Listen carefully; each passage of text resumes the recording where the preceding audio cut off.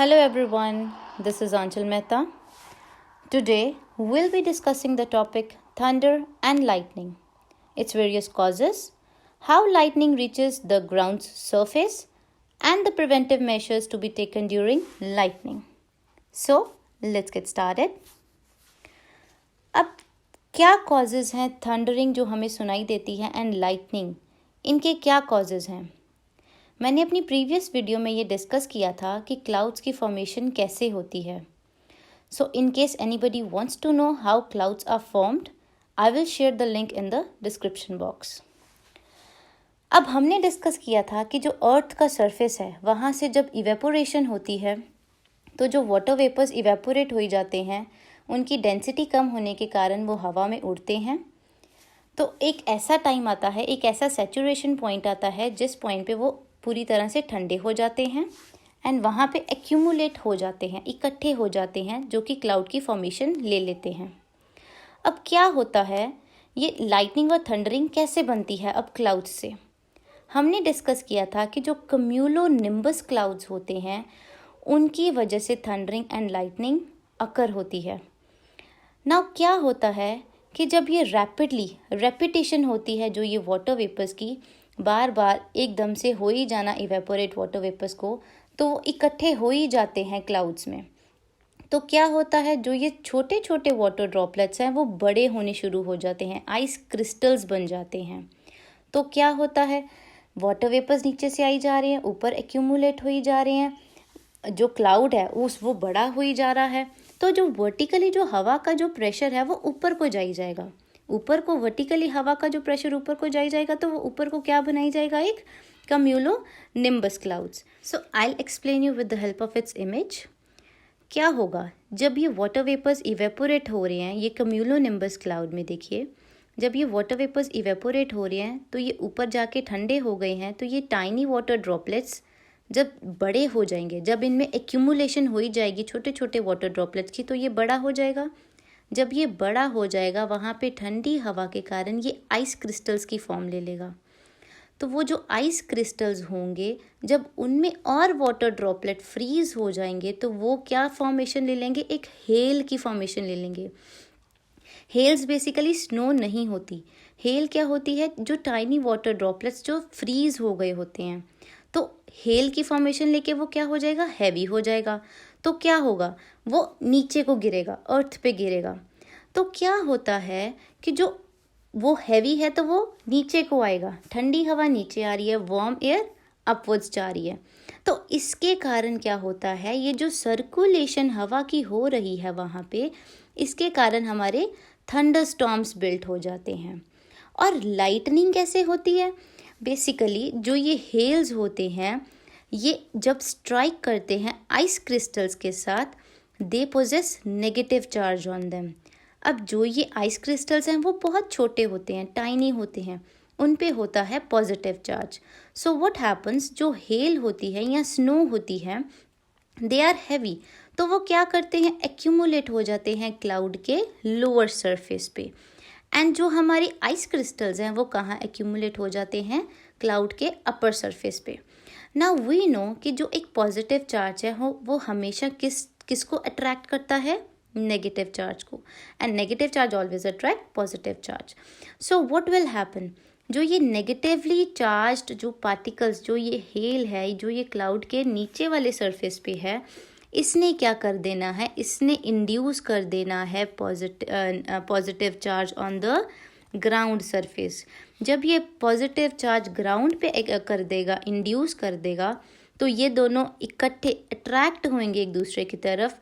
तो बहुत ही एनर्जी के साथ लाइटिंग जो है वो ग्राउंड को टकराएगी, along with evolution of heat and sound. Sound किसकी फॉर्म में होगा, थंडरिंग की फॉर्म में होगा. So this is what I have already explained. ये है हमारा कम्यूलोनिम्बस क्लाउड जिसकी वजह से थंडरिंग एंड लाइटनिंग हो रही है. Next is how is lightning formed. मैंने अभी आपको समझाया है लाइटनिंग कैसे फॉर्म होती है.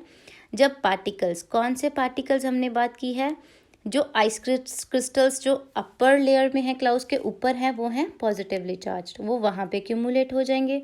जो negatively charge like hell and snow जो बड़े हैं, जिनकी भारी हैं, जो हैवी हैं, they will be settle down on the down of the cloud. तो वो क्या करेगा, इंड्यूस कर देगा. क्या इंड्यूस करेगा, positive charge on the ground. तो जो नेगेटिव चार्ज है वो पॉजिटिव चार्ज की तरफ अट्रैक्ट होगा. तो बहुत ही हाई पोटेंशियल के साथ एक स्पार्क निकलेगा क्लाउड से, कहाँ पे, ग्राउंड की तरफ. अलॉन्ग विद दैट वो क्या और करेगा, इवॉल्व, बहुत सी एनर्जी किसकी फॉर्म में होगी, heat and sound. I show you. ये देखिए with the help of image, ये हम देख रहे हैं यहाँ पे लोअर लेयर जो क्लाउड का नीचे वाला हिस्सा है वहाँ पे नेगेटिवली चार्ज है, ऊपर पॉजिटिव चार्ज है. इसने क्लाउड के सरफेस पे क्या इंड्यूस कर दिया, positive charge. So what will happen here, these are getting attracted and यहाँ पे लाइटनिंग कहाँ से टच कर रही है, ग्राउंड के सरफेस पे. I show you an animation as well. या यहाँ से आपको पता चलेगा ये जो नेगेटिव चार्ज है, देखिए कैसे ये रीच करेगा पॉजिटिव चार्ज को. Negative charge is in red colour and positive is in blue. See, this is how lightning strikes the ground surface. So there are various lightning protection methods as well. So Benjamin, जो हमारे Benjamin Franklin थे, उन्होंने सबसे पहली बार एक lightning method बनाया था. एक लाइटनिंग रॉड बनाई थी जो कि एक मेटल रॉड होती है, जिसको माउंट कहाँ किया जाता है, बिल्कुल किसी बिल्डिंग के सरफेस पे. क्यों किया जाता है, ताकि हम अपनी बिल्डिंग को प्रोटेक्ट कर सकें. किससे, लाइटनिंग को स्ट्राइक होने से. वो क्या प्रोवाइड करती है, एक सेफ पाथ प्रोवाइड करती है for the electric current to flow.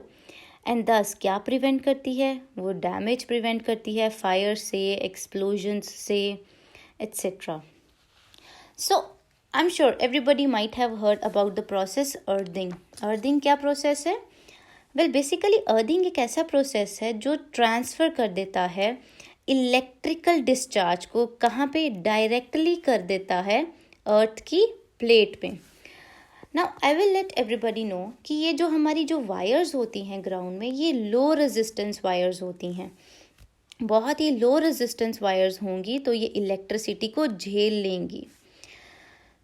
Well, nowadays there are different types of earthing methods being used. For example, high resistance earthing method, low resistance earthing method, solid earth, unearth, zigzag. But the best one amongst these is plate earthing method.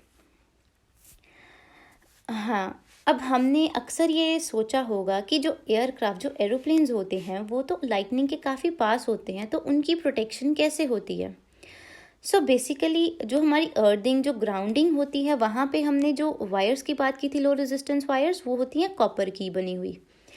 जो यहाँ पे aircrafts होते हैं, उनकी जो metal body बनी होती है वो एल्यूमिनियम की बनी होती है और ये बहुत ही थिक होती है.